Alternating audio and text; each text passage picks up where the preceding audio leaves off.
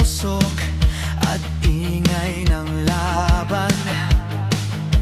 Naririnig ko ang takot sa pangalan. Hindi ako perpekto pero totoo. Habang sila plastic, ako'y buo. Kapag ikaw ang sentro ng galit, ibig sabihin ikaw ang nasa taas. Hindi nila kayang tibagin ang taong sanay masugatan.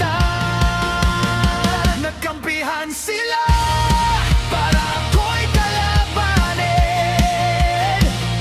Mas lalo lang nilang pinatibay ang akin. Kung buong mundo ang haharap sa'kin, tatayo pa rin ako hanggang huli. Ako ang mananalo. Kung mag-isa man ako sa laban, hindi ko kailangan ng karamihan. Kasi ang lakas ko hindi galing sa kanila.